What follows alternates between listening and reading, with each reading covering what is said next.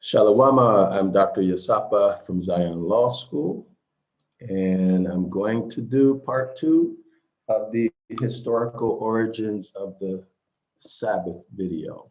Okay, so this is going to be part 2 of the Sabbath video, and this is going to come from articles, excuse me, not my personal opinion, okay, but articles, and you decide what you want to do with this information.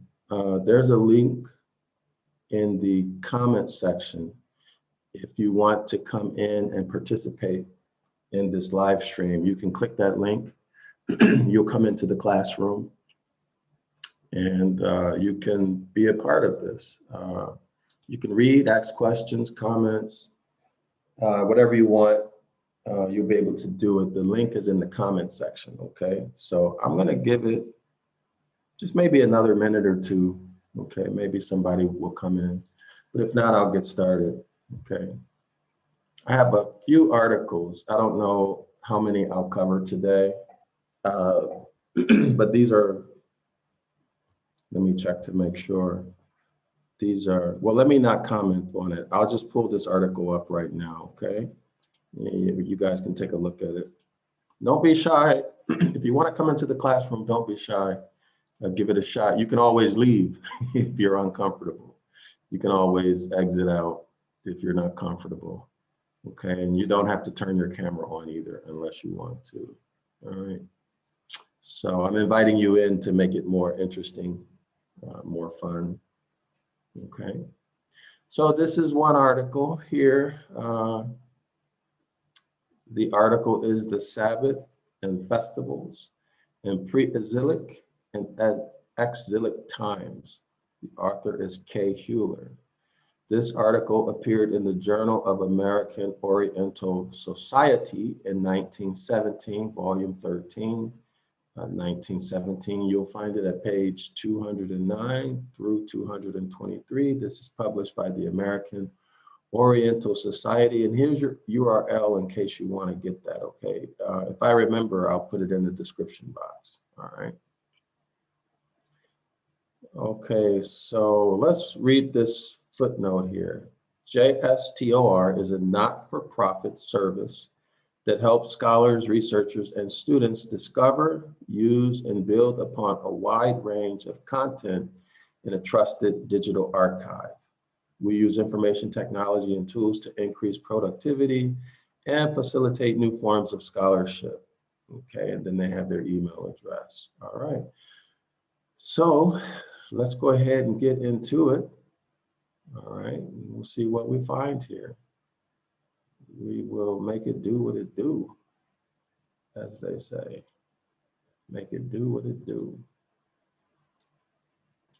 All right, so the Sabbath and festivals in pre-exilic and exilic times. Okay, so we'll begin with the paragraph. In order to trace the origin of the Sabbath and the festivals and follow up the stages of their development, we must not consult the codes of law and meaning attached to the words of the same in later times, but examine certain historical facts in other narratives and in occasional allusions and draw our conclusions therefrom. Okay, so they're going to secondary sources, right? By this method of historical,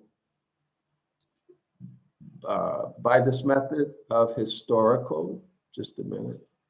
Shalom, shalom. Thanks for having the courage to come in. I don't see your name yet. iPhone guest. Do you want to participate in the reading, iPhone guest, or you just want to tell me what you would like to do? You have questions or? Okay, you can connect your microphone, iPhone. When you get things set up, just let me know, and then just jump in when you get set up, okay? But examine, okay, here we are. But this method, remember this method is what?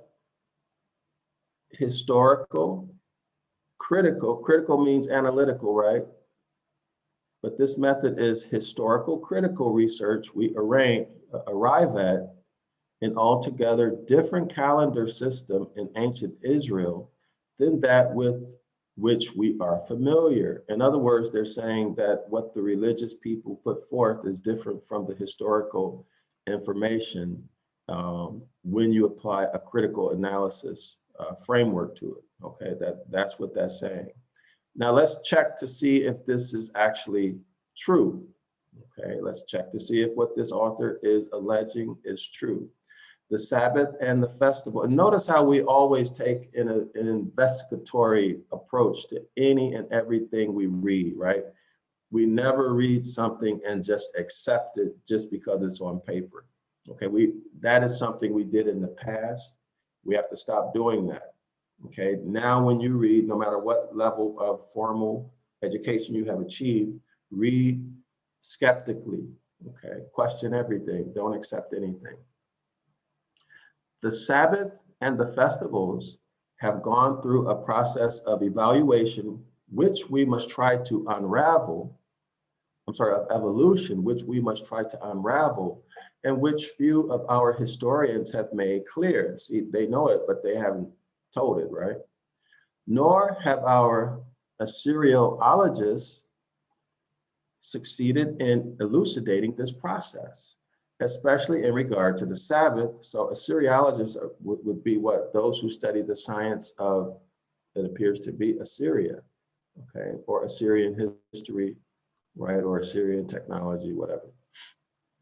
As a recent work of Morris Jastrow, Hebrew and Babylonian Traditions, and an article of his on the day after the Sabbath, here's a citation here, I'm not going to read it, but I'll highlight it, seem to show. Okay, now we move into this heading Sabbath.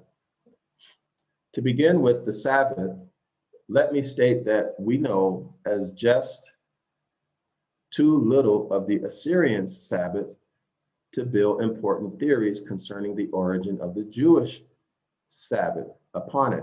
Well, what's important to us? The importance to us is not the details of the Assyrian Sabbath. It is the fact that they have a Sabbath. Now, why is that important? I'm going to close this out. Why is it important? What's the Bible verse about not copying the nations? Let's pull it up. Don't what? The customs of the nations. So let's look it up. All right. So let me share my screen. If you can everybody hear me? Can somebody put in the chat if you're able to hear me or not? In the past, I've had some trouble with being heard. There was no audio. So can y'all hear me? Let me know in the chat if you can hear me. If not, I'll start over. I don't want to do like the whole article and then I realize that nobody can hear me. So if you guys can hear me, can you put it in the chat, please? Just put a 1 in the chat if you're able to hear me. Okay. I've been trying to get into the class at 9 a.m. I did the email, but I'm having trouble. Okay, Chai Fly, look at the, in the comment section, there should be a link that says, it says click here to join the live broadcast. So that would be in this class. Okay, now I don't know if you're talking about the curses class that I teach every Saturday morning at 9 a.m. But if you want to come into this class right now that we're doing on the historical origins of the Sabbath, in the comment section right here, it says click here to join this live broadcast. Click on that, okay? So click on that if you want to come in. Otherwise, the link to join the curses course, that's in the description box, okay? That's in the description box. So let me go back here and try to pull this Bible verse up. All right, so now, so when we do research, we have to know what it is we're looking for, right? All right, so here's the Bible verse, Leviticus chapter 20, verse 23. Now, I just checked the chat. I'm assuming, I don't know if y'all can hear me or not. So can somebody put in the chat the number 1 if you're able to hear me? Otherwise, I'm going to, hold on, let me try my cell phone since nobody's participating with me.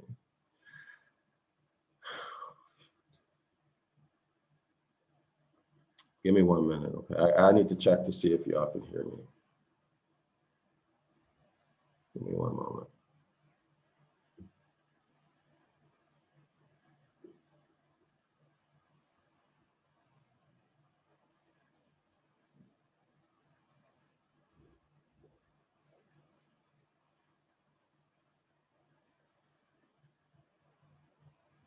Oh boy. Let me see. I need to check to see if you can hear me.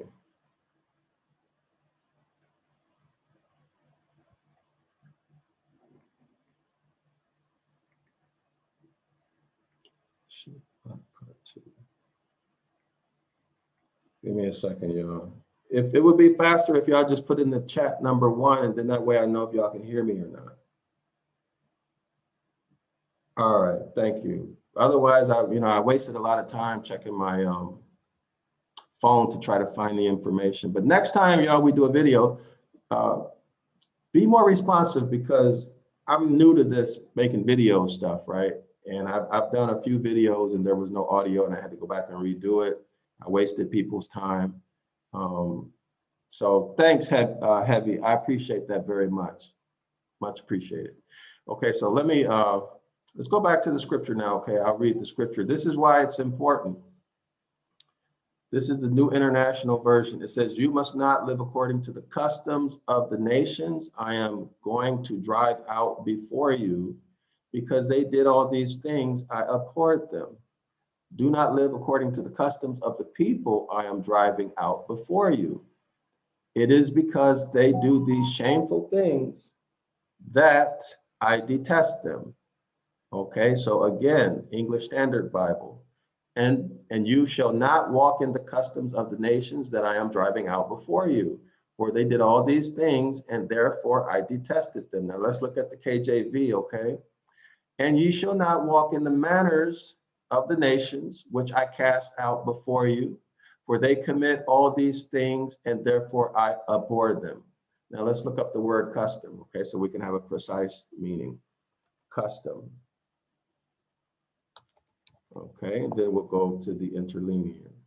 Okay, custom, a traditional and widely accepted way of behaving or doing something that is specific to a particular society, place, or time. So this would include what? A holiday or festival, feast day, right?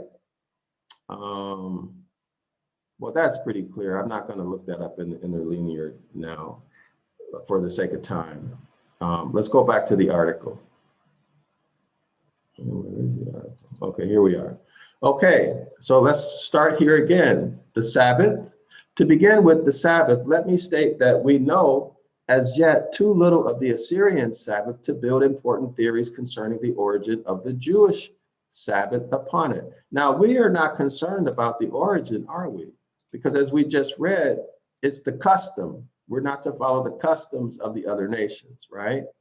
And Assyria had the custom of a Sabbath. Shalom, Isaiah, how are you? Shalom, Isaiah, how are you? Unmute your microphone. Isaiah, unmute your microphone. I appreciate you coming in, having the courage to come in. You can participate, unmute your microphone. You can participate as much or as little as you want. You can ask questions, do whatever. Doesn't necessarily mean I will answer the question, right? But you can ask questions. I might throw it out to somebody in the audience. Okay, Isaiah, unmute your microphone. All right, so let's get back to it. If you want to participate, Isaiah, just jump in, okay? If you want to help with the reading, that's good too. All right, so here we go. Let's go back to it. Okay, Roy, shalom, shalom. Okay, this is good. We have men coming in. That's good. Y'all got me? Shalom, Isaiah. Good to see you. First time, so it's good to be here. Oh, that's good. I appreciate you coming in, man. You know, having the courage to come in, and I hope you're willing to help out with some of the reading, also asking questions. You can ask questions to the audience.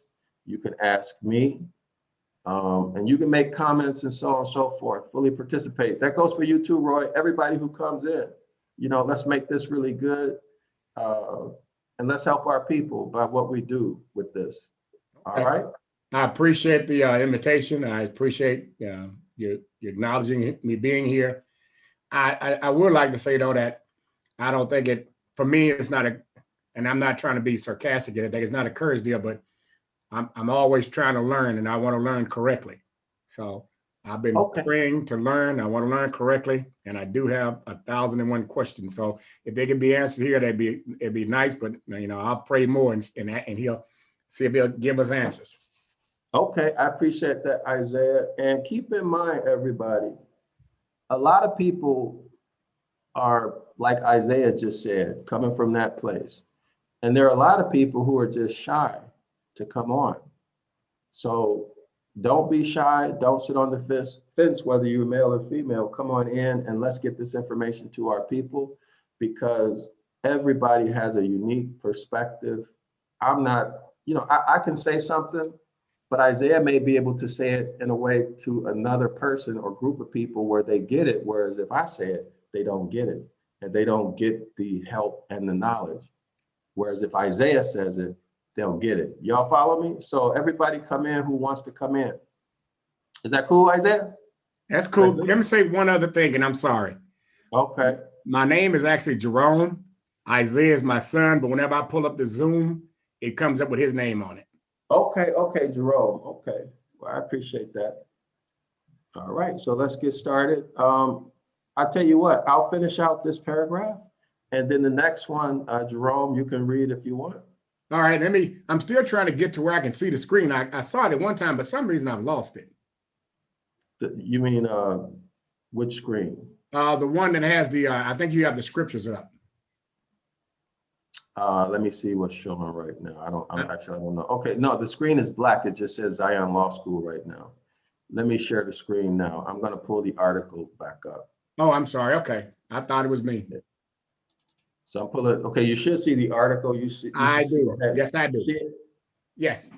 All right. Okay, so let's work on this content now. All right. So here we are.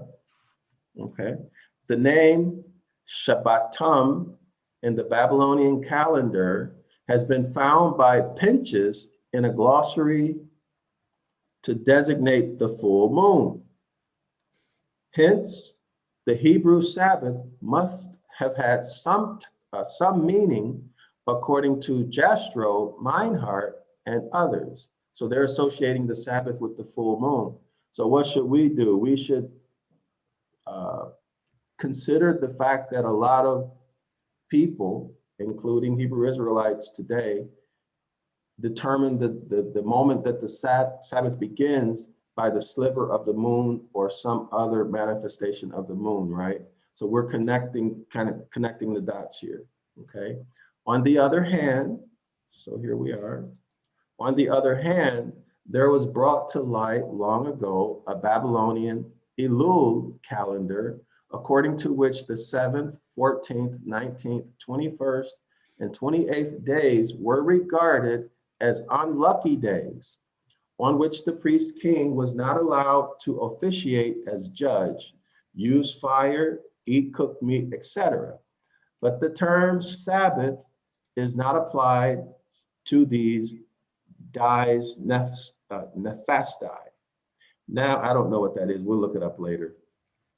Now, while the older Assyriologists were inclined to identify these days of the Elul calendar with the Hebrew Sabbath, suggesting that the 19th day was really the 40th day, That is 7 times 7. So 7 times 7 counted from the beginning of the previous month.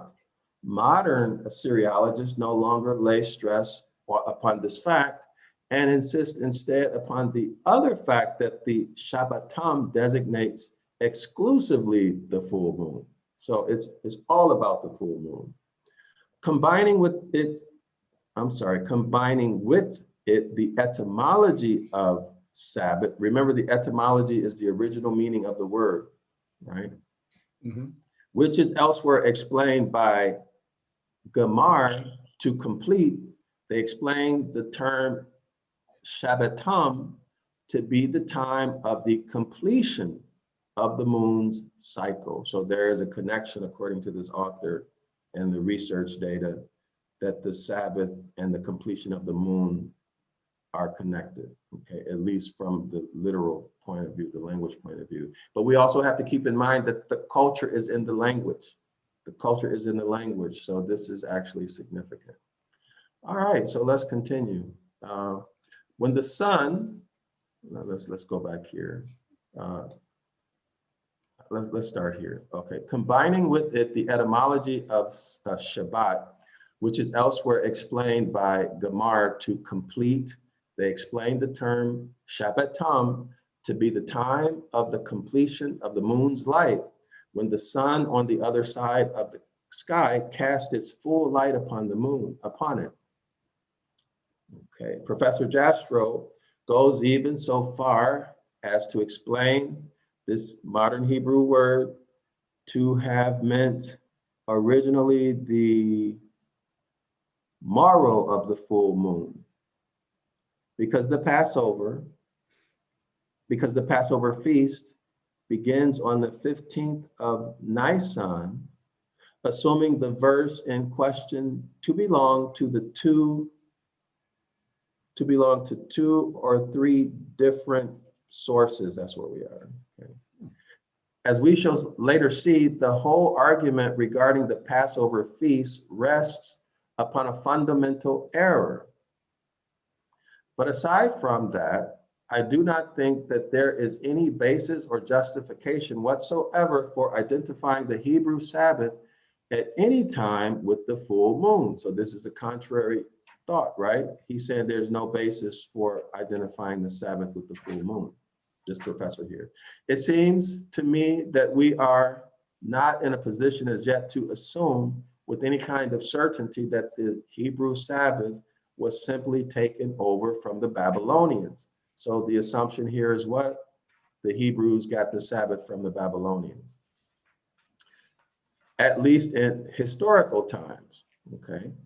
Like all things Babylonians and Hebrews had in common, the Sabbath seems to me to belong to an older epoch when the Babylonian lore was not yet developed. And the Hebrew Sabbath may just as well throw light on the Babylonian Sabbatom and vice versa. Each had its own process of growth. Do you want to start, Jerome, or do you want me to continue? Okay, I can go ahead and read. You ready? Yeah, you try to speak up a little bit because your mic is a little bit low. Okay, let me see if I can increase that or not. Let's see. This much, however, is that clear enough? Yes. This much, however, is certain, that the Hebrew Sabbath is not only older than the Decalogue of the Exodus. Okay, that's the 10 Commandments. Decalogue is the 10 Commandments, okay? Exodus chapter 20, this is the Decalogue, the 10 Commandments. Okay, continue. Okay, of the Exodus, which connects it with the creation week, as does the Elohist in the first chapter of Genesis. Okay, so the creation week would be Genesis chapter 1 all the way until Genesis chapter 2, right? In the beginning. Okay, continue. Now let me say something else. So the Elohist is the creator in the plural, right? This is the Elohim who did the creating in Genesis chapter 1, as opposed to the Tetragrammaton who does the creation in Genesis chapter 2. Okay, so there are two different entities. Okay, All what's right. the difference between the two entities? Because isn't the Elohist or the Elohim the same? We're talking about the Father himself. No, that's not correct. That's what's taught. Let me rephrase that. That's what you've been taught, but that is not the fact. Okay. Okay, but the Elohist you're saying is the plural form. Yeah, the Elohist is no, the Elohim is plural. Okay. I'll show you. I'll show you. As a matter of fact, let me show you now. Yeah, I'll show you now. Give me 1 second. Let me pull it up. Okay. And do we have a definition for both? The meaning. We have. It just takes a lot of time to flush through everything. Just as long as we have class. it. Come to class Saturday at 9 a.m. And then that's usually when I go over this stuff, because this is quite a bit. Okay. I mean, it's not something I can. Well, I don't tell people. I show people. Right. That's all right. I mean, I that was a general question for me, and I know it's not in the scope of this class. Okay, good. So here's our Hebrew word in the modern Hebrew script. Okay, so this is the Elohim in the modern Hebrew pronunciation. They translate this as capital G-O-D. Okay, they translate it as capital G-O-D, which is in fact a medieval word that is a deity. Okay. Yes. Yes. This is a deity, which we should not mention that deity, right? Okay. So this is the Strong's number, Strong's 433. So let's click on that. Okay. Okay, we can clarify who the Elohim are. If I now, wanted this to is go back how. Go ahead. If I wanted to go back and look at this, could I? The what you just pulled up. I know I have a Strong's concordance, but this particular the document beforehand that showed everything on it. Okay, that's called the interlinear. Yeah, you just Google search interlinear. Okay. So the Bible, so Genesis 1 interlinear, and it'll come up. Okay. Okay. So this is the translation according to the NSB. But this is this word Elohim right here. Okay. Now remember, this is our word. They wrote it in modern Hebrew script. Okay, remember that, everybody. And notice that it's what? They render or translate as capital G-O-D and also lowercase g-o-d, right? Right. And it is the word that you have below that in the Hebrew is what is called the newest version, because it has the dots. Right. This would be the code. But this is the modern Hebrew script. Modern Hebrew. Yes. Yeah. What I want everyone to focus on is this is capital G-O-D. So most people, when they see capital G-O-D, they think of the Most High, right? Yes. And when they think of lowercase g-o-d, they think of somebody other than the Most High, right? An idol, yes. Right. So they're rendering this both ways. And what someone knows about this topic will say is that, well, it depends on the context, whether it's capital G-O-D or whether it's lowercase g-o-d. Okay, now that's what they would say. And what I'm saying is that's partially correct. But partially correct, I don't know if I can say, but wholly wrong. Okay. But anyway, so here's how here are the meanings, okay? Here's how they're rendering. Divine, so anything can be divine, an idol can be divine. Yes. Divine being, that could be anything that's living, right? Yes. Exceedingly, okay, capital G-O-D, lowercase g-o-d, okay, the possessive form, the female form of G-O-D, lowercase, or this would be the adjective godly, right? Lowercase g-o-d, great. Notice judges can be human, right?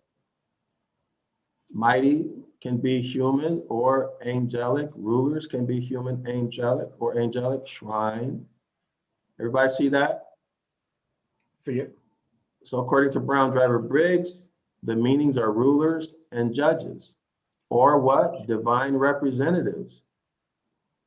Okay, at sacred places or as reflecting divine majesty and power.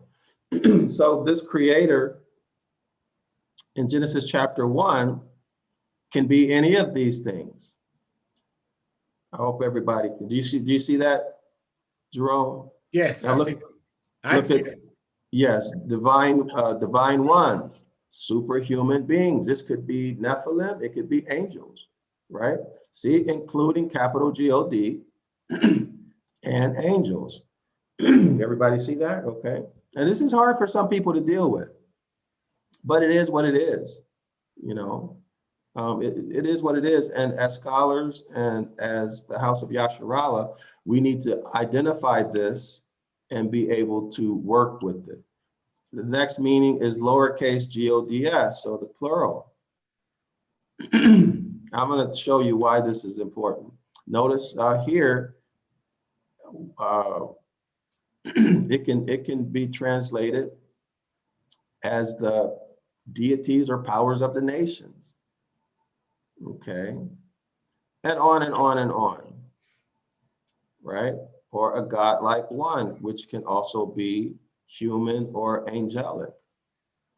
Now notice this. Let me ask you this question. Do you see here where it says true, capital G-O-D? Yes. Now, why did they put this in true? Why did they put this true in parentheses? In other words, why did they specify that? I mean, would it be to emphasize the true father of the Hebrews? Isn't that implied just by capital G-O-D? But you just said that has so many other contexts to it. Right, so excellent. I hope everybody heard what Jerome just said. So if there's a true, there has to be what? A false. Yes. This is why they specify true in parentheses. So capital G-O-D, unspecified, can be true or false, which is why they're specifying true. Okay. But can I ask you a question? Yes.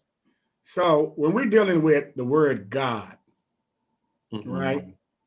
And then we deal with that, just let's say, for instance, let's say in the church today, everybody references God like we're supposed to be talking to the creator of both heaven and earth. But that superior power has a name, right? And what that is a name. Well, what they didn't teach you, Jerome, is that is a name. They teach that it's a title. Well, and that's you're right. They teach that it's a title. Right, but G-O-D is the god Odin or Woden, who was called upon during the medieval times. It's a Norse dramatic deity. Okay, so it's a false god then. Correct. Okay. Well, most likely it's a Nephilim. Okay. So my deal, and I understand what you're saying. I don't. Let me show you this. Okay. Okay. This should clarify things. Okay. I think I understand what you're saying. And then everybody, we'll get back to the Sabbath. I'm sorry to take y'all off on the deal, but it's okay. So here we are. We're in the Decalogue or the Ten Commandments, right? Exodus chapter 20. Now here you see verse 3. Go ahead, read verse 3, please. You shall have no other gods before me. Okay, so this would be what? Powers, right? The Most High is a power, right? Okay. But they put this lowercase g. It says no other, and then they put lowercase g. Why didn't they put capital G or something else before me? But in the Hebrew, this would literally say, don't bring another power before my face. Right? So when you call on the deity G-O-D, thinking it's a title, but it's really a Norse dramatic deity, you're calling on his name. What are they causing you to do? Break the commandments, right? Right. Let's go. I'm going to show you how slick and insidious and diabolical these people are. Now you're going to the NIV. You want something else, or no? Go ahead. Okay. I'll listen. No, go ahead. This is Deuteronomy chapter 28. Okay, verse 1. Go ahead and read, Jethro, please. If you fully obey the Lord your God and carefully follow all his commands I give you today, the Lord your God will set you high above all nations on the earth. All these blessings will come on you and accompany you if you obey the Lord your God. Okay, in Hebrew, in Ibaryath, the original language, what this is saying is that if you follow my instructions, I'm talking about the Most High. He's telling us if we follow his instructions, he's going to give us extreme material wealth. Okay, this is what I teach in the curses course. Now go to 15. Now that's it. This is the case if we follow his Right. instructions. If you obey the commandments, yes. If you obey what he said before you. Right. Now, read However, verse 15. however, if you do not obey the Lord your God and do not carefully follow all his commands and decrees, I am giving you today, all these curses will come up on you and overtake you. So what happens if we don't follow his instructions? There's always consequences to disobedience. But here, what does it say? What's the word? It's curses. All these curses. So if you were to come to class or you read this chapter, right? Right. Even everybody in the audience, when you read what the curses are, the Most High specifies exactly the punishments that he called curses, yes, including death and extreme poverty.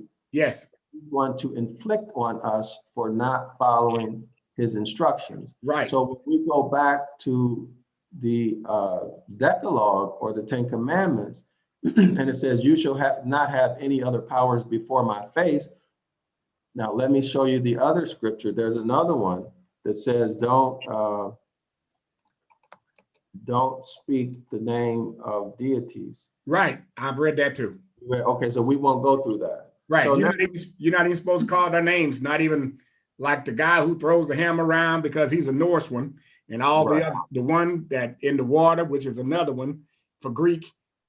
So none of those names you're supposed to speak. Right. We're not supposed to even let them fall off our lips, right? That's right.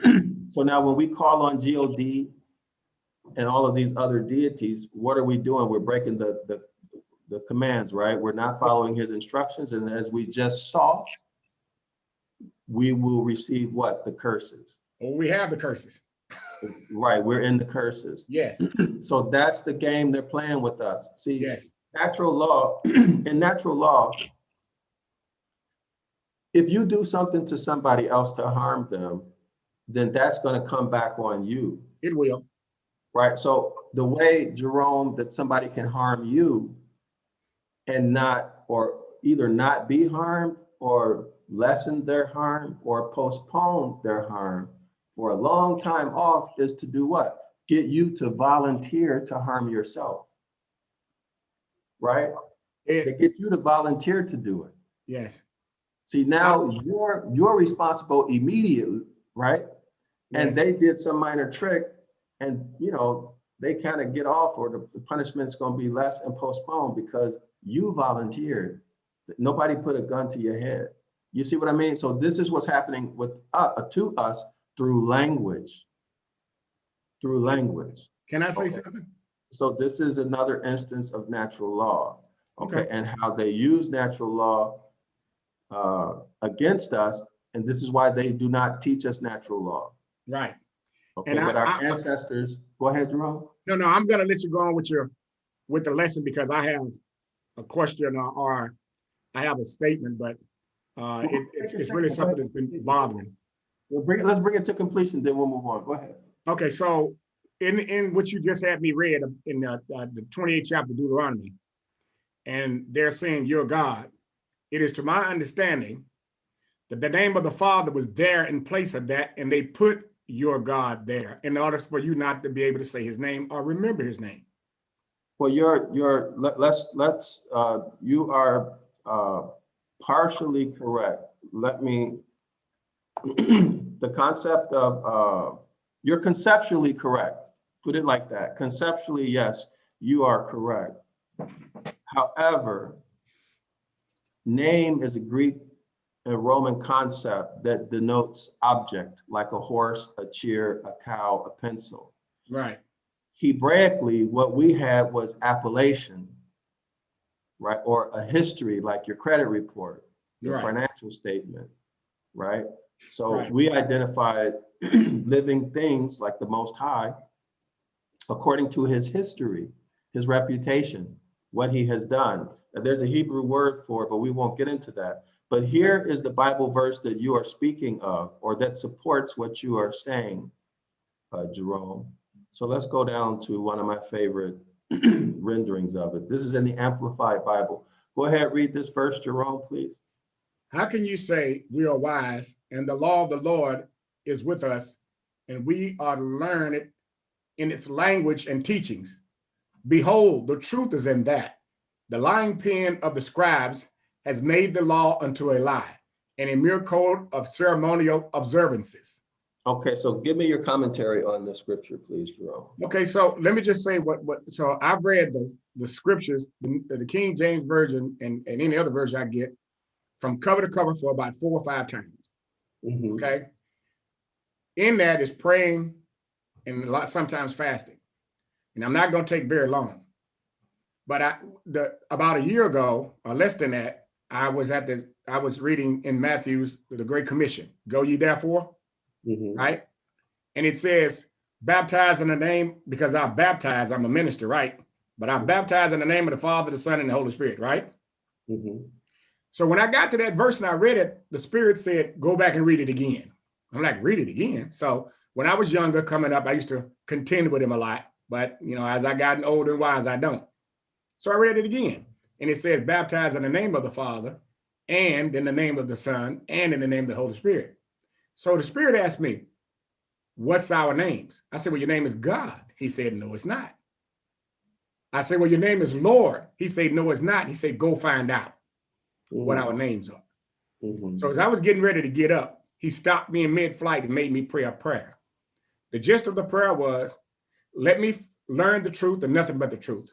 If the truth is different from what I've learned all my life and been taught all my life, let me only believe the truth.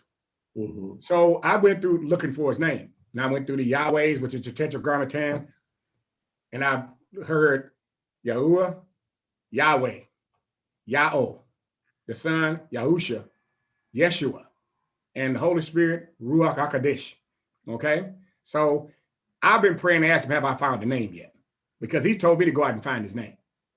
And that's why I was coming, I want to learn, but I'm having some, and what I found, is that I find anything that, is he send me out to find something else?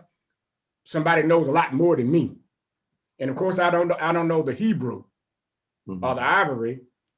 And so my deal is try to find out what he told me to find out, but also I need to learn more and more because my soul and my thirst is not quenched. Okay, Jerome. Does that make sense to you? You corrected a lot of what you said. You have a few gaps in your knowledge, but that's nothing that you cannot fill quite easily, right? You just need the information. Right. Now, there's no such word for name in our language in the ancient Ibaryath. Our people didn't deal with that. Okay, that's a Roman concept. Okay, a Greco-Roman concept. Y'all got that? You got that, Jerome? I hear you. All right. So come to class and then I'll teach you about that. Okay, I'll teach you. It is proper to say the Most High. Okay, I do that. Okay, now the Most High is a title and also an adjective. It describes something. Yes. Okay. I don't use God. Okay, well, that's good. You shouldn't actually, everybody should learn and master this topic that Jerome is talking about. This is the essential, most important topic facing the house of Yasharallah today. And that is because well, let me show it. And then we get back to the article, okay, y'all? Give me your class times again and days. Huh? Give me your class times and days again. The curses course, I teach it at 9 a.m. Eastern Standard Time. Okay. 9 a.m. Eastern Standard Time. What day? Saturday, every Saturday. And if we get enough people, I'll teach a class during the week or maybe on the weekend in the evening. Okay. Okay. So let me make sure I'm in the right place. Do you try not keep going, but do you try not to call out the names of the false gods? I don't call on them. Sometimes I have to say the name because I'm teaching. Yes, because But Saturday is actually the name of Semiramis. You know that, right? yeah. So you're saying I should say day 1, day 2, day Yes, 3. Yeah, because right. the Father never gave a name to the days. He just named them day 1 through 7. Right. You're right. I'm Thanks for that. Thanks for that, Jerome. All right. So listen, y'all, we're in Deuteronomy chapter 29. I'm going into the NIV, not because there's something special about the NIV, but because it's at the top of the versions that come up. Okay. There's nothing special about NIV or any other verse. In the course, I teach you how to deal with all of the verses. So I think we got somebody else just came in. Terry Briggs, Shalom, Roy Shalom. Y'all can read if you want. Roy or Terry, you want to read the verse? If not, Isaiah, you could read. Jerome. Okay, I'm sorry, Jerome. Okay, anybody gonna say something? Or unmute your microphone if you want to read. Okay, Jerome. So this is Deuteronomy chapter 29. First point, I'm going to read verse 1. Okay. Okay. It I says, hope I'm not taking up anybody else's time. okay, these are the terms of the covenant. Terms is what? Contract, right? That's contract talk. Yes. These are the terms of the contract. So we're dealing with the contract, not a special relationship. A contract governs what?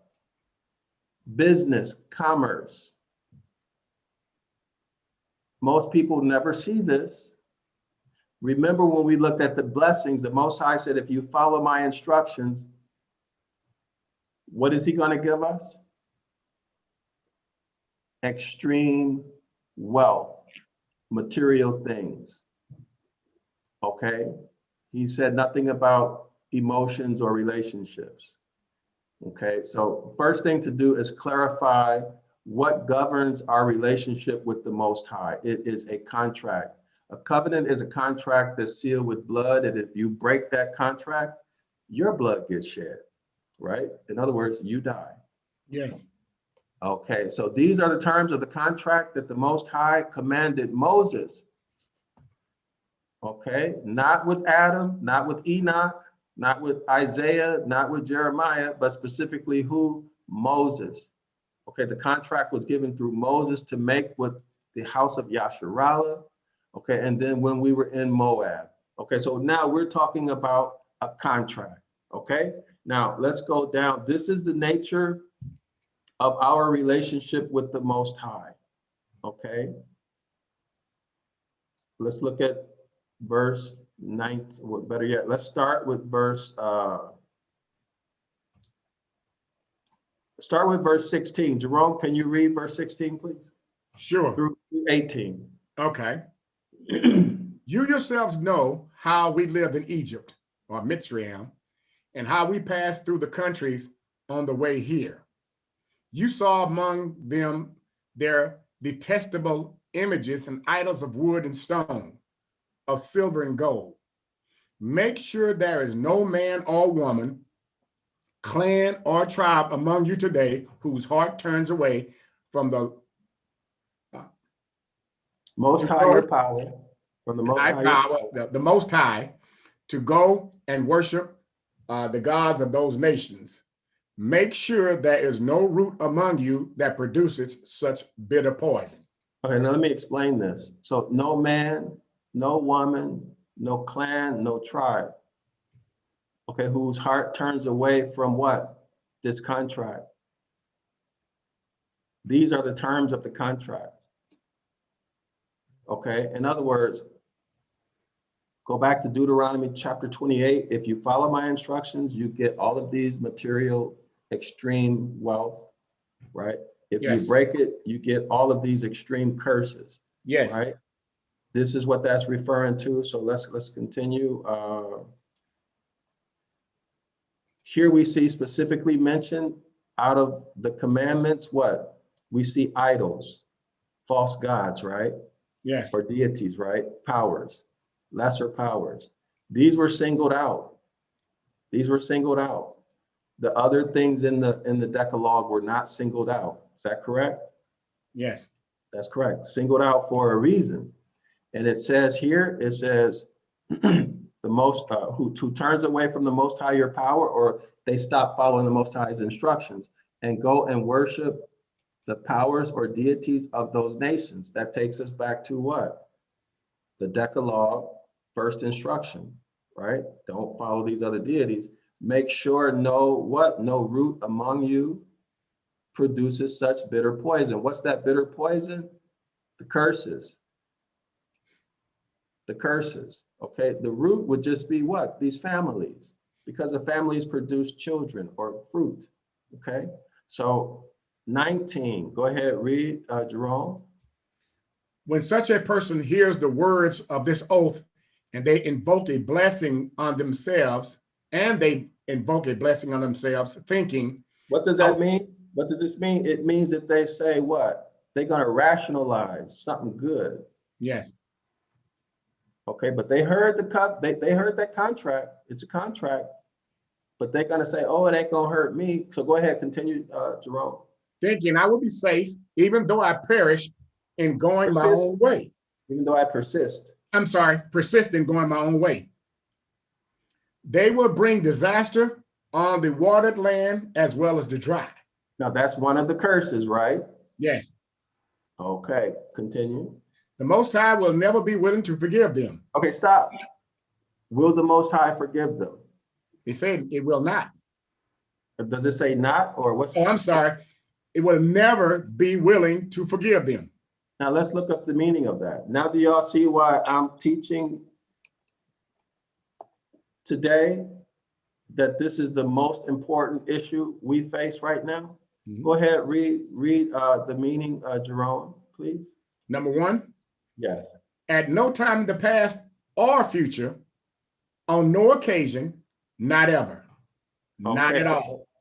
Okay, so now, Jeremiah, can you explain what this means? The Most High will never be willing to forgive the person who, well, you go ahead, take it. So for what I get from it, he will not forgive you for it. It sounds like an unforgivable act. Does it sound like that, or is it that? Well, I mean, from the words here, it is that. If he's speaking it is that. It is no ifs, ands, and buts about it. Right. And is this what we've been taught? No. We've been taught that there is only one unforgivable sin, and that's blasphemy of the Holy Spirit. Okay, excellent. I hope everybody heard that in the audience. Okay. Jerome, excellent work. You're doing great. Continue reading, please. Where am I at? You're right here. Okay. They will bring disaster on the watered lands as well as the dry. The Most High will never be willing to forgive them. His wrath and zeal will burn against them. All the curses written in this book will fall on them. And the Most High will blot out their names from under heaven. Okay, so what's the punishment going to be for, Jerome? Can you just express that once again for people who might view this in the future? All of the curses written in this book will fall upon them. Okay, so now let's look up all. Let's get clarity on all. Okay, we always have to do precise meanings. Okay, go ahead, Jerome, please. Used to refer to the whole quantity or extent of a particular group or thing. Used for emphasis. Okay, so the Most High is saying every curse he's going to hit us with. All of them. You're not going to miss one of them. You're going to get them all. Right. But isn't that what we see happening to us? That's exactly. If you go back and read the whole chapter, Deuteronomy 28, you can actually look at yourself in all of those curses. Tell me about it. Let's continue, Jerome. Okay. And he said you would be marked, and we have been marked. But anyway. Mm-hmm.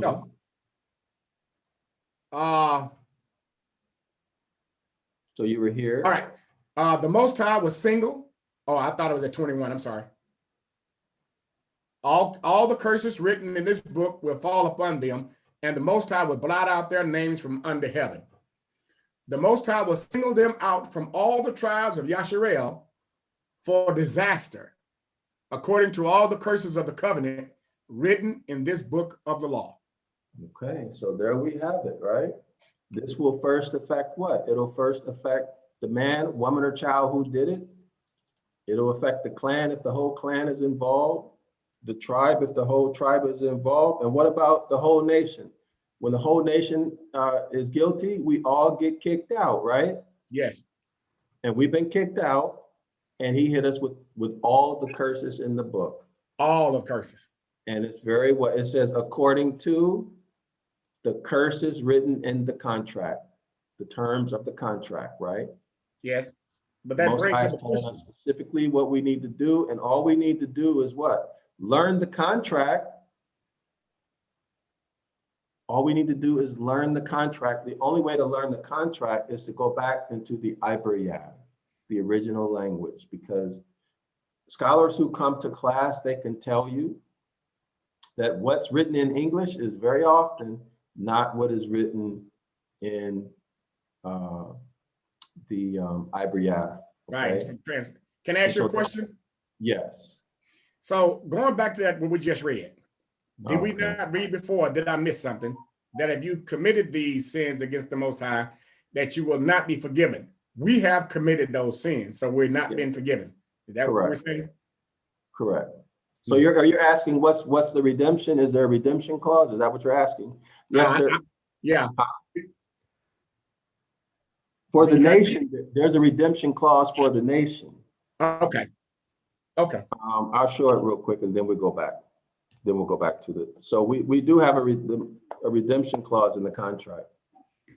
So this is found in Deuteronomy chapter 30. Yes, I think I know what you're talking about.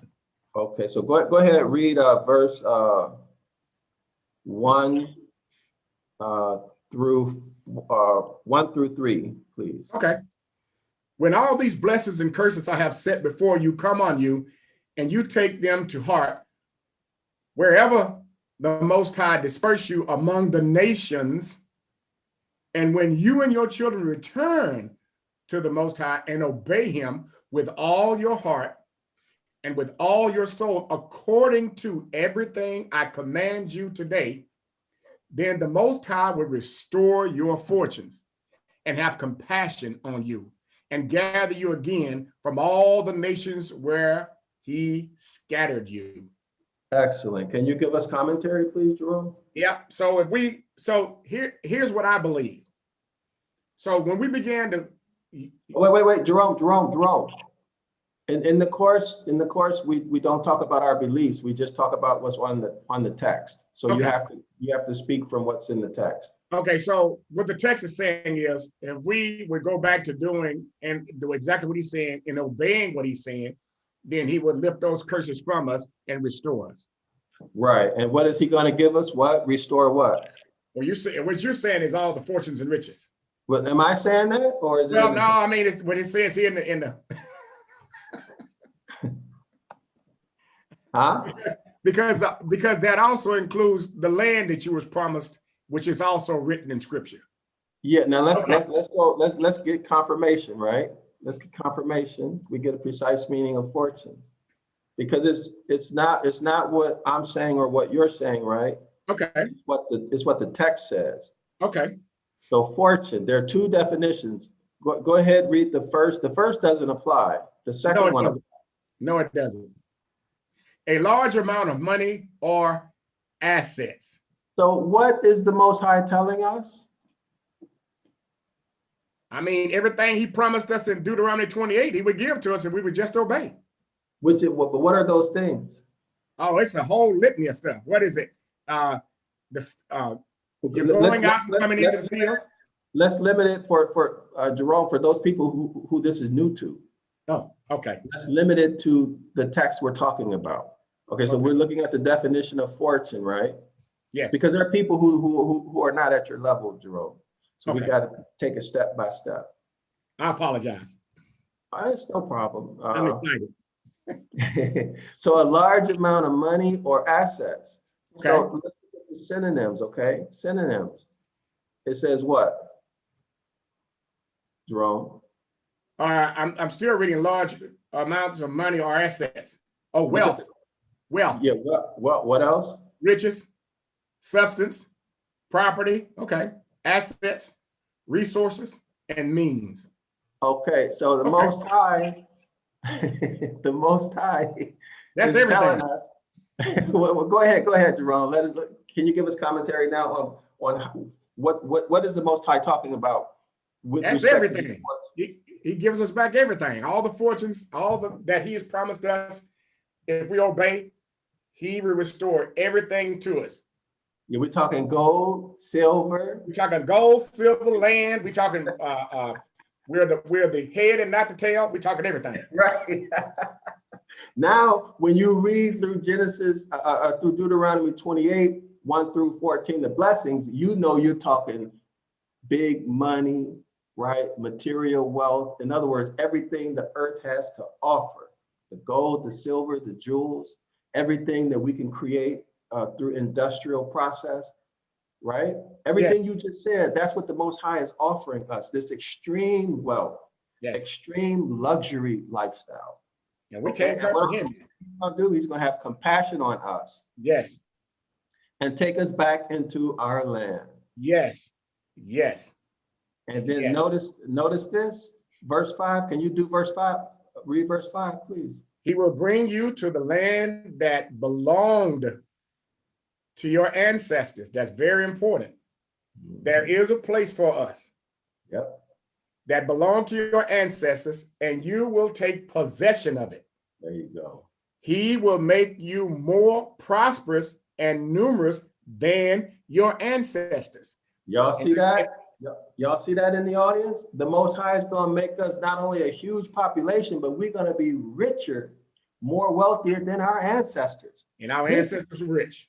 Yeah, this is about money, material wealth, rulership, power, and control. This is what the Most High is offering us. Go ahead, Jerome. And health. See, it encompasses everything, because I mean, when you go back and read the curses, part of the curses is the diseases and stuff we put on you. That's why you got high blood pressure and cholesterol. And he said these things will follow you. But anyway. That's right. And he also offers us good health too, and the blessings, right? Yes. And the Father does not miss the stone unturned. He covers everything. So that's why this is so important. Yes. This is so important. And we have to be willing to look at things objectively, whether it be a divine name, there's a whole bunch of them, or whether it be this thing about the Sabbath, right? We have so much to gain, right? We have so much to gain.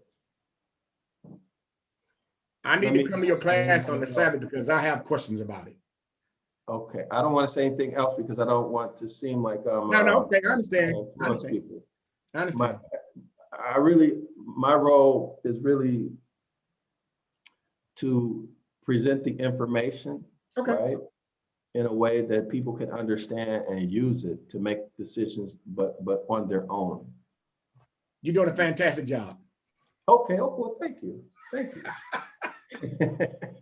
So let's continue. Okay. You can skip this. We already went through this in English. So that's the. Well, wait a minute. Let me go back. Hold on. I need to show that. I need to show it. Let me go back to the Decalogue here. Exodus 20. I hope nobody doesn't think I'm hogging all the time.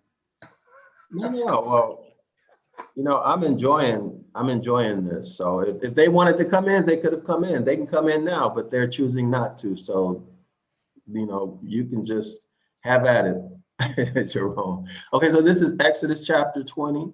This is the Decalogue, right? The 10 Commandments. Yes. Okay, so go ahead, read Exodus chapter 20, verse 8, and then through verse 11. Remember the Sabbath day by keeping it holy. 6 days you shall labor and do all your work. But the seventh day is a Sabbath day to the Most High. On it you shall not do any work, neither you, nor your son or daughter, nor your male or female servant, nor your animals, nor any foreigners residing in your towns. Okay, thanks. Now let's go back and take a look at Jeremiah 8:8. So this is the issue at hand. We're back at our lesson now, y'all. So this is Jeremiah 8:8, okay? We read this in the beginning of this lesson. So let's look at the Amplified Bible. Go ahead, read, Jerome, please. How can you say we are wise, and the law of the Most High is with us, and we are learned in its language and teachings? Behold, the truth is that the lying pen of the scribes has made the law into a lie, a mere code of ceremonial observances. Okay, so thank you. So the law, there's a lie in the law. And based upon Jeremiah 8, verse 8, we can identify these well, Jeremiah 8:8, here he warns us, right, that there are lies that have been written into the law. Okay, and I'm trying to show information that lie might be the Shabbat. Really? Everybody see that? I know it's a hard pill to swallow, but so far this author is saying that the Shabbat either has a Babylonian or a Assyrian origin. Okay, we read the verse where it says, do not follow the customs of the nations, didn't we? Did we read that yet? Everybody's silent now. Everybody's silent. No, I don't remember since I've been here. Let me pull it up.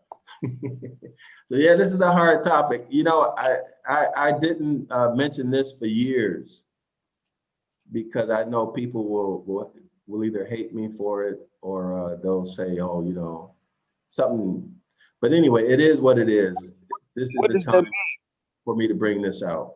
So this is Leviticus chapter 20, verse 23. Anybody want to read? Question. Okay, Jerome, nobody wants to read. Go ahead, read, please. All right. But somebody had a question. I thought they was trying to break in when you were talking. Okay, well, let's read this first. Let's get this out, and then Okay. we can take that question. Okay. You must not live according to the customs of the nations. I am going to drive out before you because they did all these things. I abhorred them. Okay. So customs, remember we looked up customs. Let's look it up again.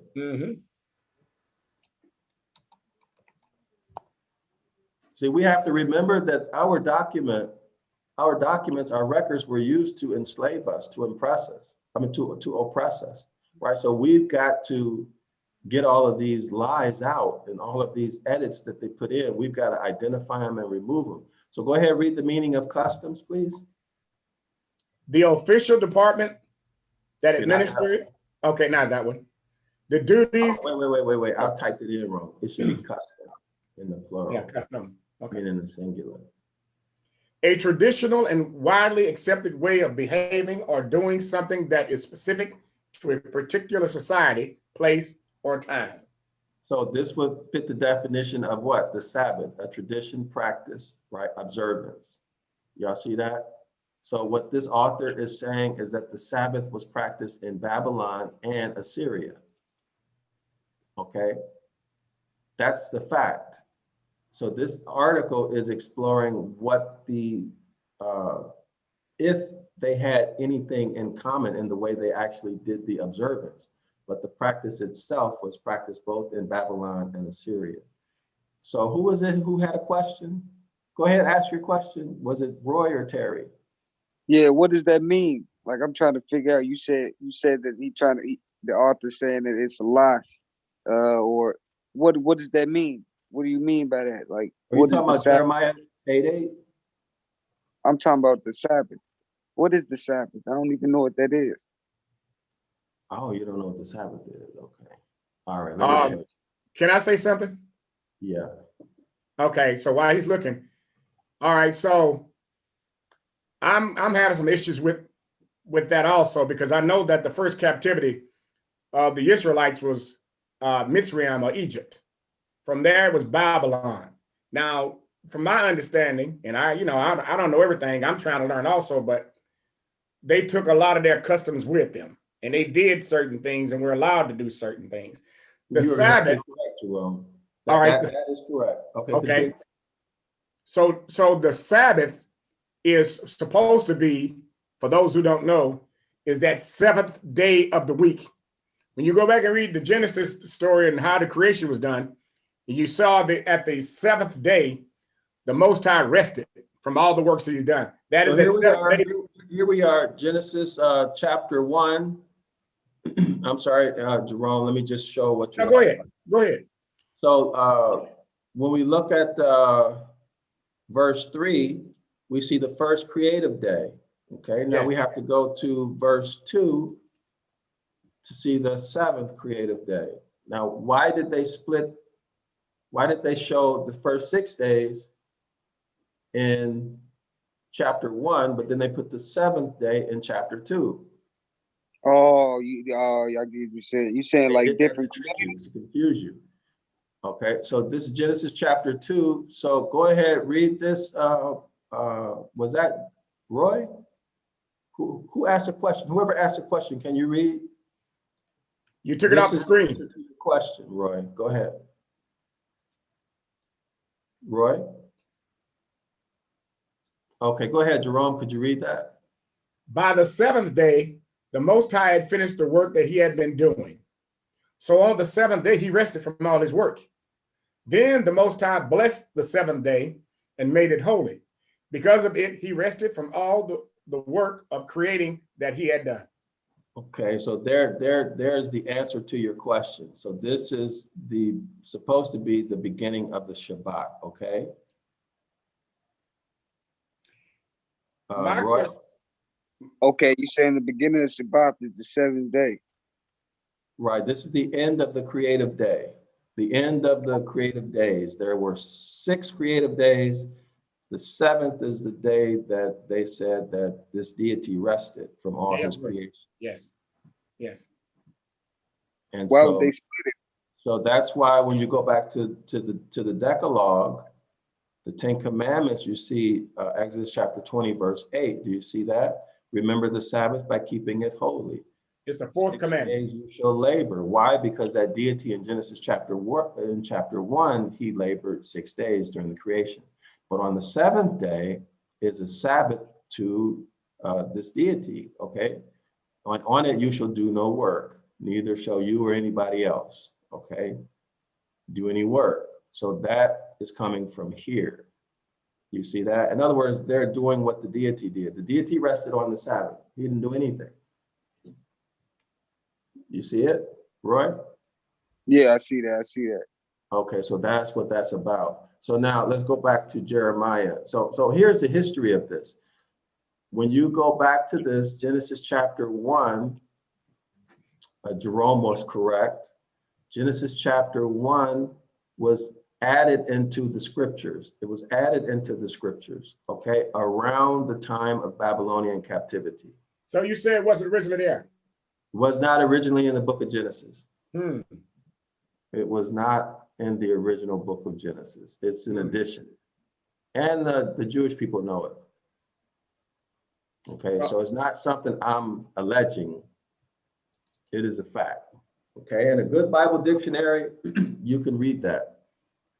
The Genesis Genesis chapter 1 was added.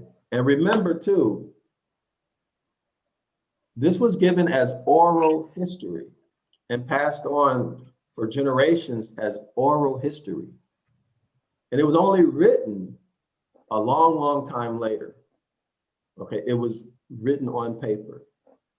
Okay, but for hundreds or probably I don't know how many years between Moses and up until around the time I think it was when the Babylonian captivity, but they were written down. I don't know the date. I don't recall the date right now. And the dates are alleged, right? They're not accurate dates, so there's no need to go around trying to memorize dates, right? They're alleged. In other words, they're guesses, okay? So there's no reason to memorize a guess. But the important thing to know is that originally they were passed down in oral form. Oral history is the most honest way to pass down information from one generation to another. Because if you tell a lie during the oral history, people will hear you and see you lying, right? And now you're responsible for it. You cannot add and you cannot take away, right? Secondly, when you write, are y'all there? Oh, we here. I'm having a hard time with it. Okay, yeah. I need to study and find out for myself because now go ahead. I'm sorry. Go ahead. Okay. But now when you write something, you can lie as much as you want. Who's going to see you? Yes. Right? You can lie as much as you want. Okay. And we know that in the West, people, even to this day, they write lies in their research. Okay, we know it for a fact. Yes. Right. But anyway, this Genesis chapter 1 was added to the written record sometime around Babylonian captivity or shortly after. So Jerome, you were correct when you said that our people went into captivity and they left with a lot of practices and customs from Babylon. And also remember that there's a difference between a Judean, which is a bloodline ascendant of the house of Yasharallah, and a Jewish person. A Jewish is a religion. All you have to do is believe something. It doesn't matter what bloodline you come from or what landmass you come from, right? You can become a Jewish person. Right. I believe they're tied into the Jewish Talmud.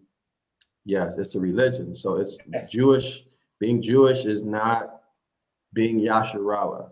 They're actually not of the descendants of Abraham, Yitzchak, and Jacob. Okay, yeah. But anyway. It's a bloodline relationship, bloodline landmass equals nationality, right? Bloodline, landmass, and language. I'm sorry, bloodline, landmass, language, of course, heritage or culture. But the bloodline is what makes you House of Yasharallah, right? Yeah. Not accepting some religious beliefs. Right. Okay. But before we go on, you'll have to give me the literature or the pathway to literature that you're saying that the first one or two or whatever verses in the beginning of the scriptures was added in. I need to look at that. Okay, wait a minute. Let me see if I can find something real quick. And so what it could go on to say then there's no Torah then, right? No, that's not correct. It's just that they added. See, the Genesis chapter 1 is the Babylonian creation story. That's what they say. But if you study this with me in my course, what I'll teach you, well, come to class because it might get to be too much and too confusing for some people. I don't really like to speak without showing because then it becomes something somebody can say, I misled them or I lied, right? Or I'm teaching some crazy doctrine. I understand. I must say this and I'm gonna shut up. I think that one of the truest ways, if we can ever get to the true manuscripts or the true writings in that were handed down, if they were handed down, as you were saying, and I think if I'm not mistaken, it was in Hebrew, and then you really wouldn't know what it actually meant unless you knew the Hebrew, because it's been translated so many times. We have today. Well, usually what's happening with the translators is that they're putting their own religious beliefs in. They're pushing their own doctrines. Yes, I understand that. So that's the whole purpose. Almost every religion will eventually produce its own Bible. And in that Bible, they'll make changes to push their doctrine, right? Just like there's 1,000 hamburger joints, right? But McDonald's and Burger King, they all make some, little changes and come up with their own menu and recipe. So now you got a business, right? I mean, you got an industry. So they're doing the same thing with the Hebrew scriptures. Okay, so you see this topic here in the search bar? Yes. Okay, you can type in this and read through all as much as you can. What you're going to find is that there are going to be some Christians and some Jewish people who are arguing, well, yeah, there's similarities between the Enuma Elish is the Babylonian creation story. Oh, okay. You'll see that there are going to be some Christians and some Jewish people who are arguing that they have similarities, but they're different. But if you get the scholarly articles through your own search, you'll see the scholarly articles are going to tell you that Genesis chapter 1 was not in the original book of Genesis. So if it wasn't in the original book of Genesis, it was not in the original oral history. And who are the scholars? It's a ton of them on the internet. You just got to search it. Okay. So I took you to the well. I just, I understand what you're saying. And I'll go look and study and pray on it. But I'm very skeptical of who we call scholars nowadays also, because here we get a lot of people that tell us a bunch of different stuff. Well, it's not so much that they're scholars. It's not so much that they're scholars. The difference is that the religious people, the Jew and the Christian, they're invested in making sure that the Sabbath stays. It's part of their doctrine, right? So if now you show that the Sabbath was not part of the oral history or the first book of Genesis or the original book of Genesis, right? You show that it wasn't there. Now they have to explain that. It's a lot they got to explain. You see what I'm saying? Right. Whereas the academics or the scholars, they don't have an investment in making sure you keep your same belief system. But not all scholars are good scholars, right? Because scholars will also lie. Right. So this is why we have to develop our analytical skills. Okay. And I never tell people what to do. Right. So whether somebody continues with the Shabbat or they don't, that's on them. It's none of my business. I'm just providing the information. Well, what I try to do is go to the Father with it. And if I need to go down and pray and fast 2 or 3 days, because for me, he's the only one that has the true answers. Okay, well, that's good.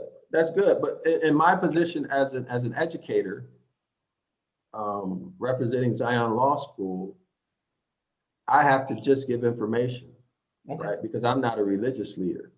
Okay, I understand. I'm a professor educator, so I give the information. That's my role. And but that's why I'm kind of hesitant to say and do certain things, because I don't want anybody to say he's pushing doctrine, right? I understand. Okay. Because in our classes, there's no doctrine. We don't allow people to come in and push a doctrine. What you can present your information, right? But you've got to, like we're doing right here, you've got to do the same thing if you want to present something. But just coming in and start preaching, no, you can't do that. Okay. Right? Because people have different beliefs, even with the Sabbath. People have different beliefs around the Sabbath. How to keep it, when to keep it, how to determine when it starts, when it ends. And that just makes for an argument, So we just don't do it. You can come in and say, hey, look at this article I found, let's check this out. And then we go through it. You can do that. Okay, so let's continue, okay? Y'all with me?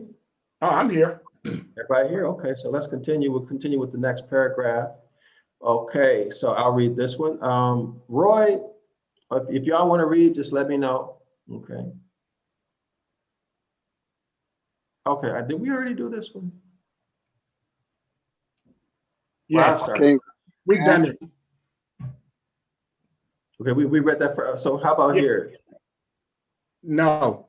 It is, okay, so continue, Roy. You can skip the modern Hebrew stuff, because we went over everyone. Go ahead, read, Roy. Jerome, please.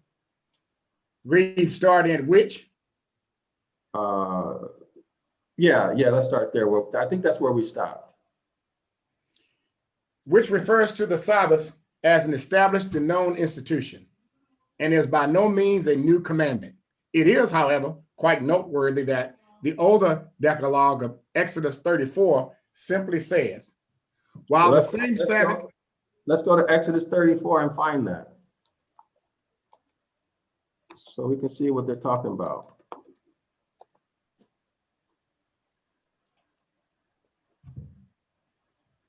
Let me show my screen. All right. Let me just see if I can find it faster by searching.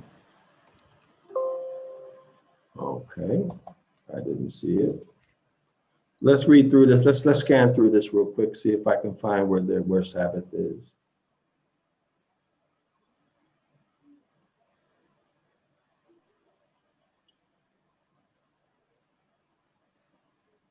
Okay, so I did a fine search and I didn't see Sabbath.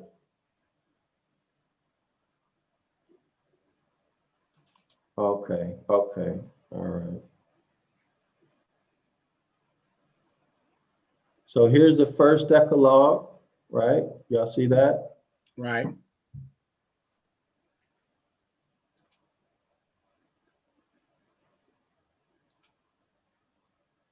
Oh, here it is. Yep.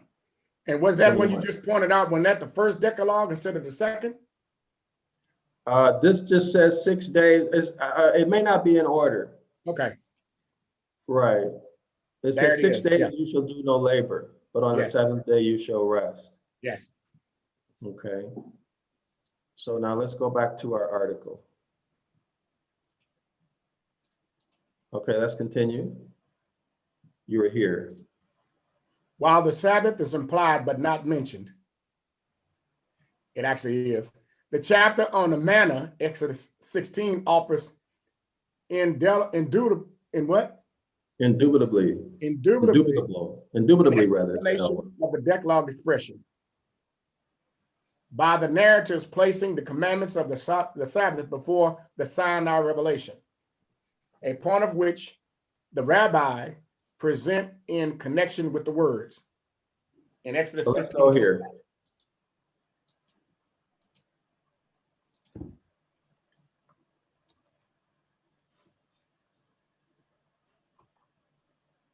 One second. Exodus 15:25. Mm-hmm. Okay, Exodus 15:25. Go ahead, read, please. Then Moses cried out to the Most High, and the Most High showed him a piece of wood. He threw it into the water, and the water became fit to drink. Then there the Most High issued a ruling and instruction for them and put them to the test. Okay, I didn't get that. I didn't either. Let's go back to the article. Maybe I might. Well, let me check this in the interlinear. Hold on.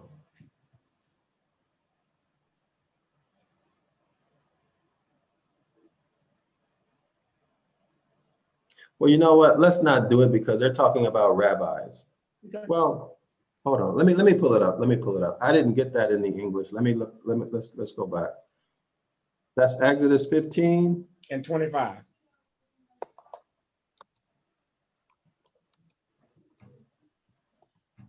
Right.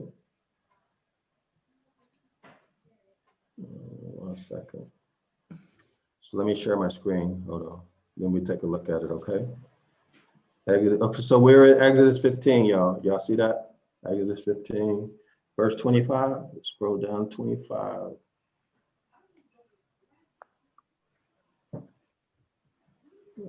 Verse 20. Okay, here's 25. The highlight is 25. So let me see what they're talking about.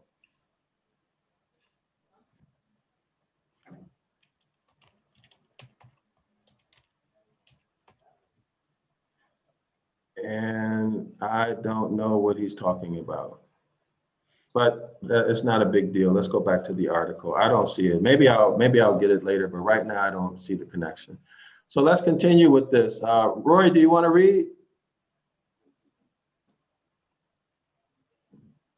Is Roy still with us? I don't know. Can you see his name? Yeah, I see his name. Yeah, he's still here. Terry. Maybe Okay, not responding. I'll do this paragraph. He may be muted. Okay. For us, however, the question is whether the Hebrew Sabbath was from the beginning based upon the fixed institution of the week, which certainly rests on Babylonian astrology, or whether it originally corresponded with the 4 lunar phases, so that the 7th, 14th, 21st, and 28th of each month were the days of the moon's standing still.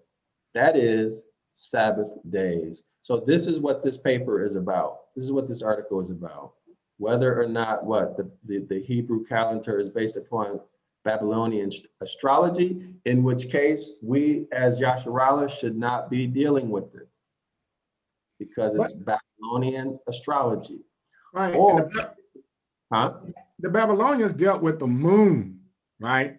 Well, the Sabbath is, yeah. And the Sabbath or the Shabbat, what we've been taught is dealing with the 7th or supposedly or the holy day of the week, which is the 7th day. So then Right. you got, what I understood was the confusion was those who believed that the moon dictated when the Sabbath was. Right. See, that's what they're teaching in religion, especially And that's incorrect. among Hebrew Israelites. Okay. But the issue really is, was the Sabbath in the original book of Genesis at all? Okay. And it wasn't. It was not. It was added. Genesis chapter 1 was added during or shortly after Babylonian captivity. So it was not in the book of Genesis initially. Everybody see that? I'm looking at it. But okay.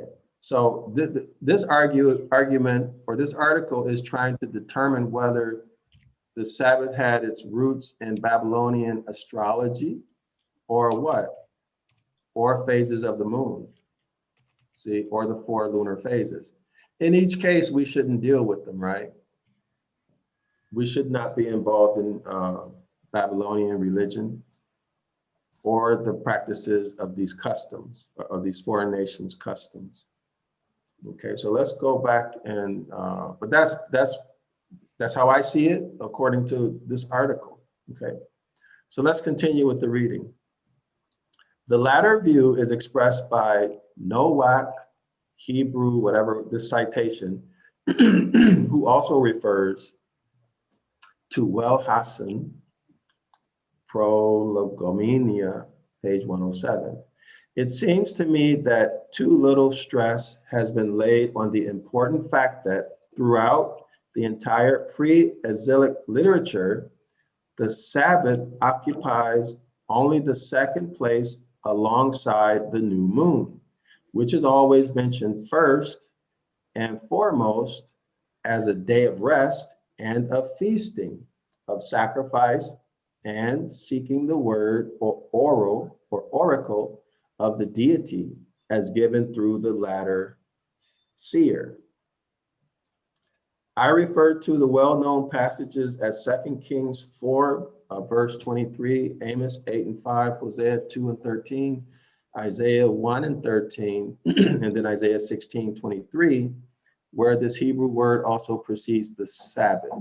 Down to the exile, Ezekiel forms the interesting turning point, as we shall see later on. The new moon, notice it's all capped, the new moon played a far greater role in ancient Israel than may be inferred from the Mosaic Code, where it is no longer made a day of rest, but has only the character of a survival in the temple cult. Note, however, that Amos 8 and 5, where the people were represented by saying, this Hebrew phrase, they could not sell corn on the new moon, just as they could not on the Sabbath. So they're saying this is 2 separate things, right? The new moon and the Sabbath are 2 separate occasions. Very characteristically, we find the day previous to the new moon and in distinction from the from the same called by Jonathan, 1 Samuel 20:19, where it's called a work day, which plainly shows the new moon to have been celebrated by the people as a holy day. The presumption then is that the new moon was the more solemn holy day, given over to feasting and sacrifices of a higher order among the families. such as we find it celebrated in the royal house of Saul and occasionally among certain classes of Israel. That's based on Isaiah, 1 Samuel 20, verse 6.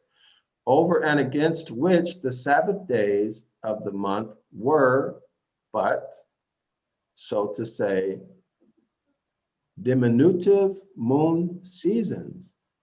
4 holy days. So this would be consistent, right, with there's no Sabbath in the original oral writing, in the original oral history and the early written history. There was no Sabbath, but there was, according to this author, some feasting on the new moon.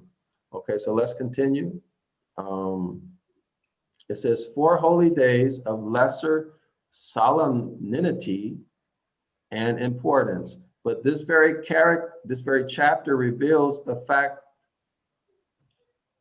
This very chapter reveals a fact, the importance of which has not been recognized by historians. It is the agreement of David and Jonathan to meet again in the field on the 3rd day, that is on the day following the 2 new moon days. That's quoting from what it doesn't say what book that is. He did below, didn't it? Here it just says 2015, 25, 12, and 19. Well, maybe we'll see it later.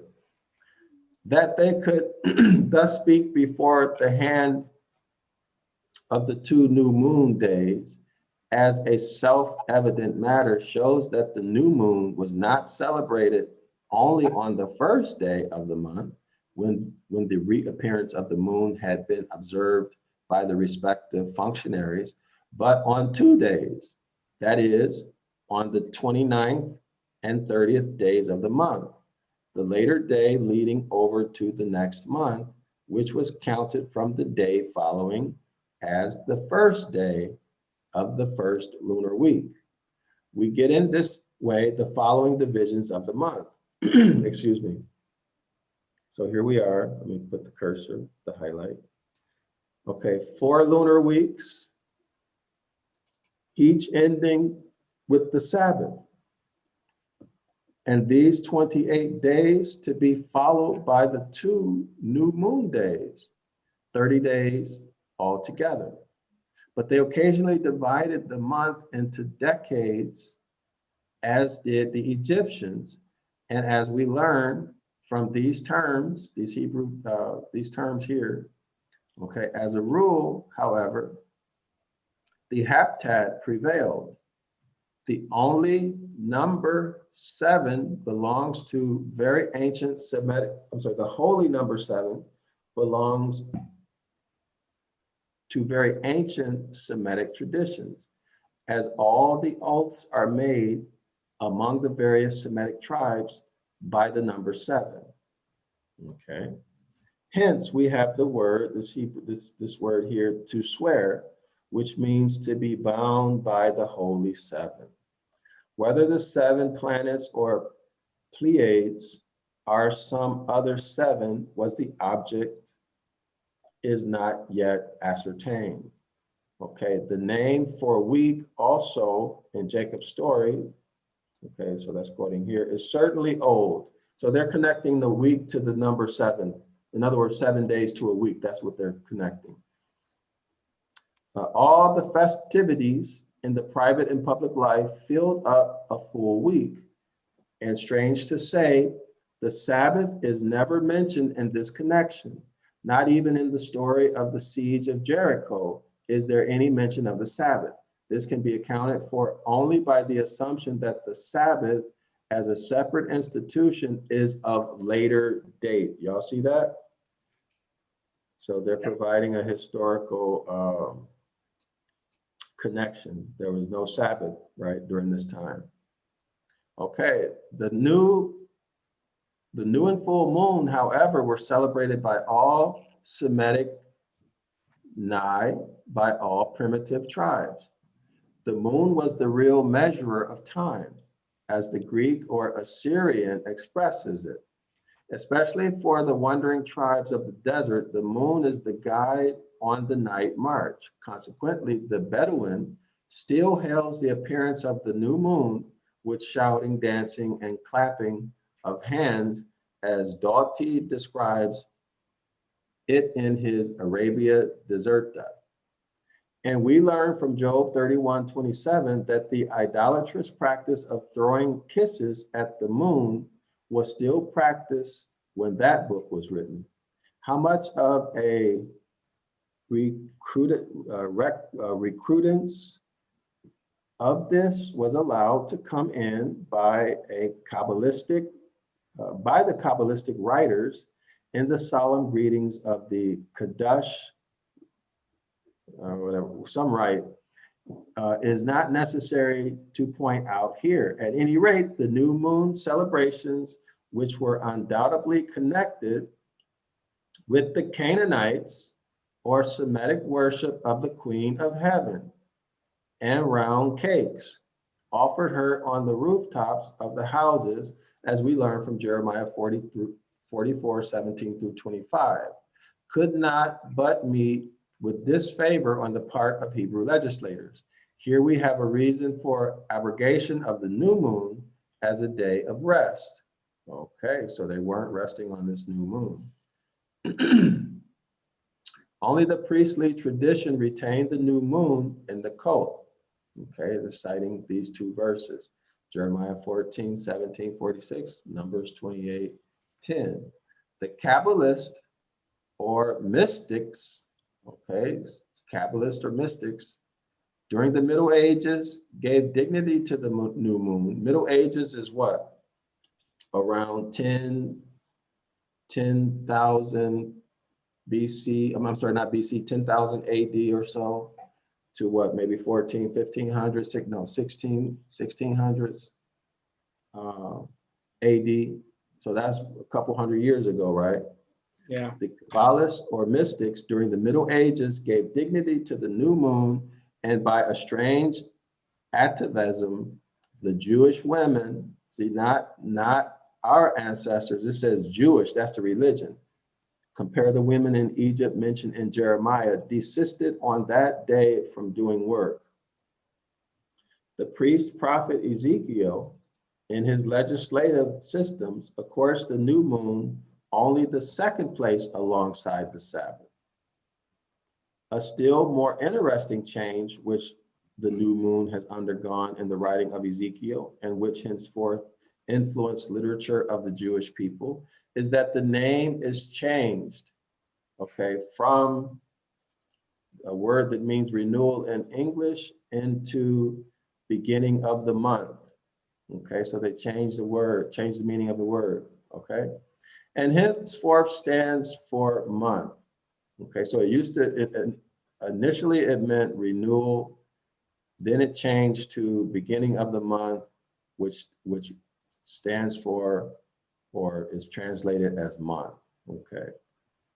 All right, brother, I'm gonna have to get off here. I mean, Okay, I think I'm gonna switch articles because this is kind of a little bit not on the line of topic that I want to go through. I understand. I appreciate it, and I'll try to get on Saturday. Okay, yeah, you're welcome to come in. You're welcome to come in. I think I'm gonna wrap this up. I see you. Take care, and I appreciate you coming. Look forward to seeing you again. No problem. Y'all all have a good night. Okay, shalom. Okay, so let's skip down. I think we got what we needed to get out of this, is that the new moon and the Sabbath were different. Okay, not the same days, not the same institution. Okay, and the Sabbath is connected to Babylon and Assyria, okay? Moon worship and mysticism. Okay, so let's just look at this paragraph. I think this might be the last paragraph. The Sabbath is transformed in the Decalogue from a lunar holy day into a day of the deity, and made an institution independent of the phases of the moon, a weekly institution, whether for the rest of man, as the Deuteronomy Decalogue has it, or as a testimony to the deity's creation of the world in the seventh-day week, as the Decalogue in Exodus has it. The later idea is, of course, that transformation of the Babylonian myth into monotheistic spiritism. So here we go again, okay, Babylon. All right, with Ezekiel 20, verse 20, begins the special assignation of the Sabbath as a sign between Israel and its power, and hence as the holiness code, which emanated from the Ezekiel school. All right, renders it a special sign of the covenant between Israel and the Most High. So y'all see these prophets came later in history, right? So this is again telling us that Sabbath was not part of our ancient history. Okay, I'll read it again. With Ezekiel 20, verse 20, so Ezekiel, at this point, Ezekiel 20, verse 20, begins the special assignation of the Sabbath as a sign between Israel and its power. And hence also the holiness code, which emanated from the Ezekiel school, okay, renders it a special sign of the covenant between Israel and the Most High. And then they're quoting this scripture. All right, so that should be very clear. Let's look up this word to see what we get. See if we can open up more meaning in here. Okay, so let me show my browser. All right, so here we go. Here is assinuation as a noun. Okay, it is a noun. And here's the meaning: the action of emphasizing something. So Ezekiel was the one who emphasized this. Okay. Here's our sample sentence: the assinuation of the Treasury's currency policy. Okay. Here's another nuance of this: the prominence of a thing relative to the normal. The prominence of a thing relative to the normal. And then here, the manner in which accents are, okay, so that doesn't have anything to do with what we're talking about. So let's go back to the article. All right. So it says, with Ezekiel 20, verse 20 begins the special assinuation of the Sabbath as a sign between Israel and its power. All right. So this was not emphasized. It wasn't there. But anyway, there we go. Okay, we got to read this last one here. In the priest code, the ancient concepts of the Sabbath as a day of austerity, that means a special day, and of prohibition of labor, of the use of fire, of cooking, etc., made themselves felt again. And this led to an ever greater rigidity of the Sadducean and Curate, and then in the Shamate circles, whereas the exilic seer in Isaiah 58:13 voices a different view regarding the joy and cheer on Sabbath, though wishing to have the day devoted to divine things exclusively. Let's stop here. I don't think there's really much more to get out of this article. Hold on. Well, let's read the last paragraph. Before concluding my views on the Sabbath, I wish to call attention to the one fact that the Assyriologists have failed to consider. Had the Sabbath been really known in Babylonia as a holy day outside of the priestly cult, the biblical Sabbath could never have been made the sign of the covenant. The biblical Sabbath could never have been made the sign of the covenant or a mark distinguishing the Jewish people from the rest, as is already done by Deuteronomy, Isaiah, and by Ezekiel. In other words, this is where the Sabbath stuff was inserted. Okay.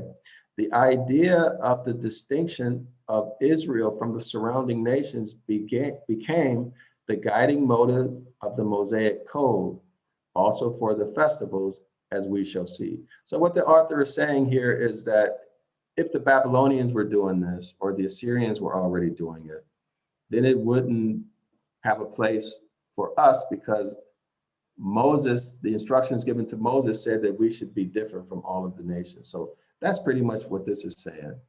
So anyway, that's it for that article. And with that, I'm going to say shalom. I'm going to go out and get myself something to eat. And the next articles that I'll go through Let me see. I'll try to get some that are more easy to understand than that one. Okay. And I'll come back, I guess, maybe later tonight. I'm in Vietnam, so there's a 12-hour difference between us. So I'll come back either later today or tomorrow or a couple days, and then I'll go through these other articles. All right, so that's all I have for you today. Everybody's welcome to come to the Curses course on Saturday at 9 a.m. Eastern Standard Time. We'll do a word-for-word examination and evaluation of every word in the book of Deuteronomy chapter 28, verse 15. Okay, so thanks for joining in, and see everyone soon. Come to class. The link is in the chat and also in the description. Okay, so